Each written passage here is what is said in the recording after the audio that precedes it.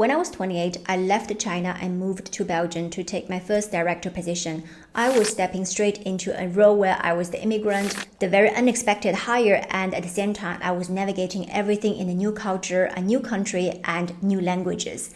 Then I spent 4 more years in Sweden for another global director role. So by 36, I landed my first vice president position in Asia in the same organization and moved back to China. I did all that while I was raising a toddler and a newborn girl with my husband. And just a year later, at 37, I became the global vice president at the largest Swedish company by market cap, and I moved back to Europe to continue my career journey.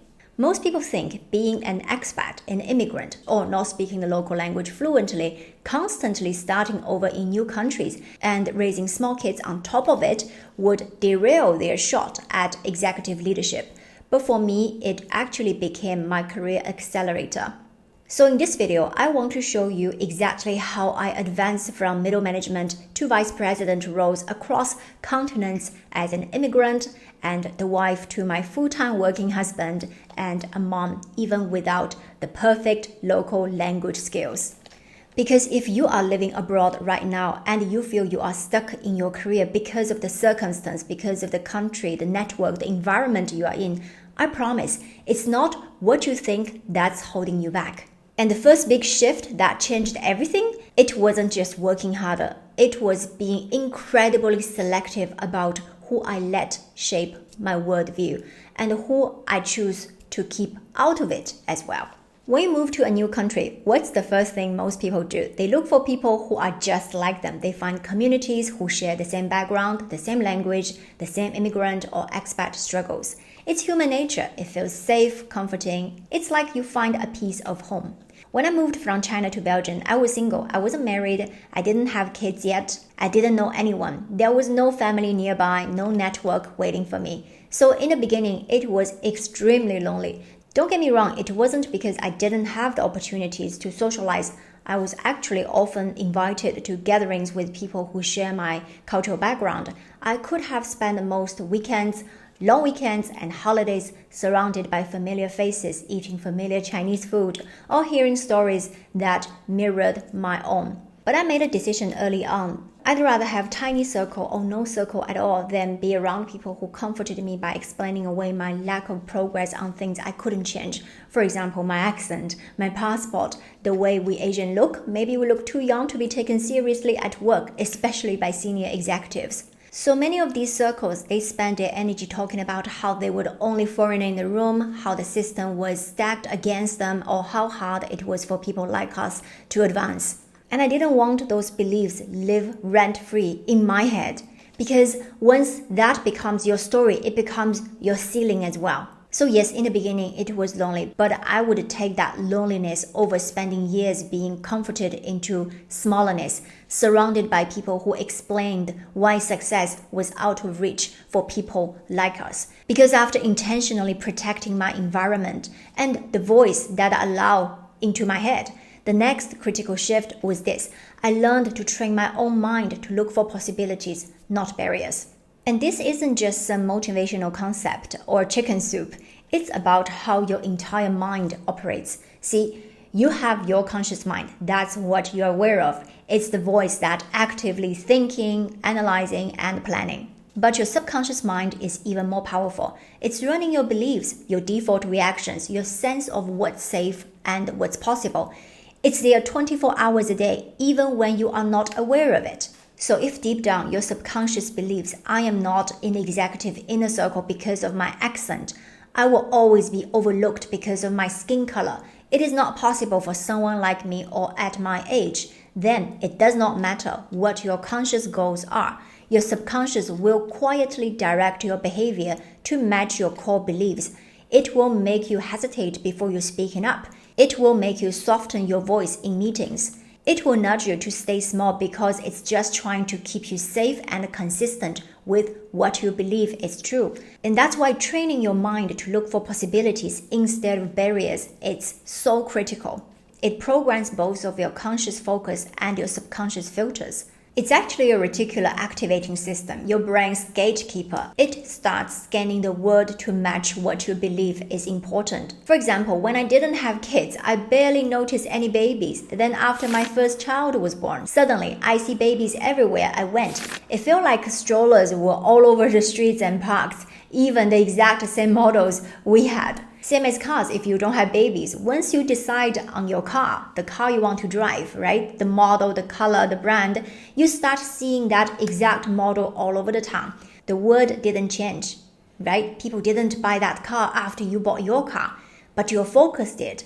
And your subconscious is doing its work. It keeps showing you more of it. If you are constantly focused on what makes it harder for you, your nationality, your accent, your age, your skin color, or even your gender, your mind will keep filtering for proof of that. It will literally blind you to opportunities that contradict that belief. But when you train yourself to focus on possibilities, on what unique advantages you bring, your brain gets to work filtering the world for the ways to advance as well. And here's something else. When I was in the middle management, I would look up at the president of the business, the SVPs in my functions, which is marketing and communication in my case, and I very rarely saw anyone who looked like me.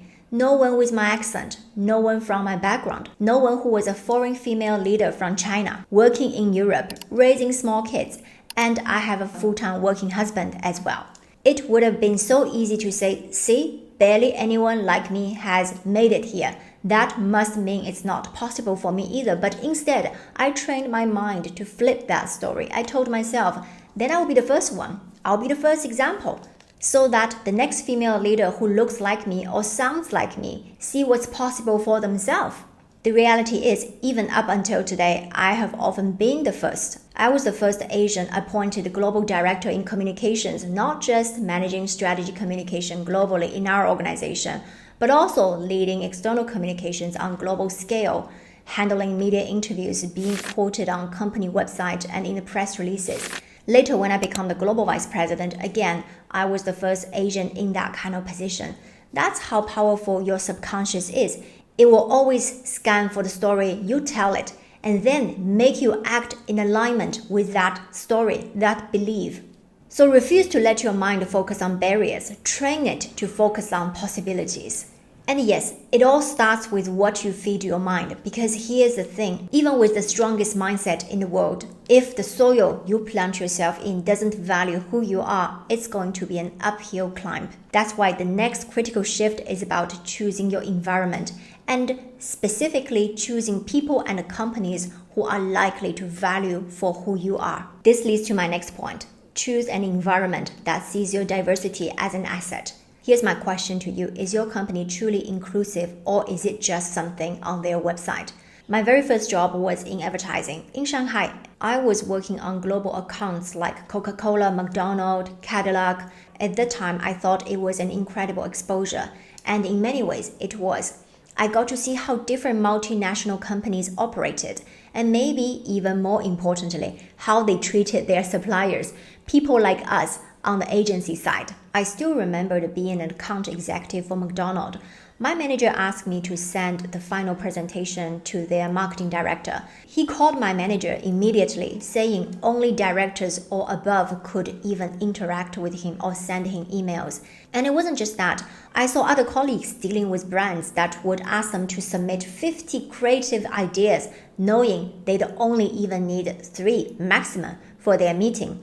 They were burning through our teams just because they could, and they were our clients. It really opened my eyes early to exactly what kind of companies I did not want to work for. During that time, I was also working on the Volvo Group account. They weren't our biggest client in terms of budget, actually nowhere near the scale of Coca-Cola or McDonald's for us.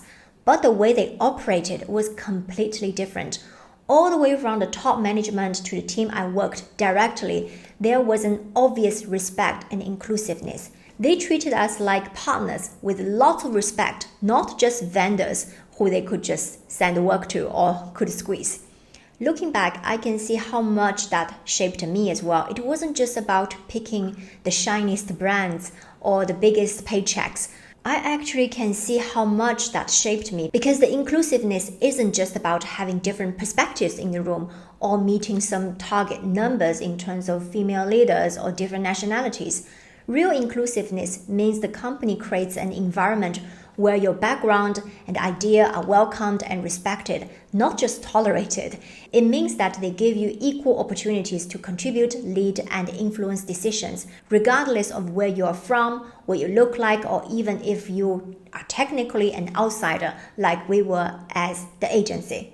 And that matters for your career growth because it's the difference between being in a place where you are constantly trying to prove your worth, fighting subtle biases just to be heard, versus being in an environment that naturally nurtures your potential, see your strength, and actively gives you the space to grow. Because if you land in a company that only pays lip service to inclusion, no amount of personal hustle or positive mindset will break you through. You will always be fighting against a system that isn't wired to see your value. So yes, you do need to pick environments that value your differences, but even in the best companies, surrounded by the most inclusive leaders, you still cannot rely on your function or your job scope alone.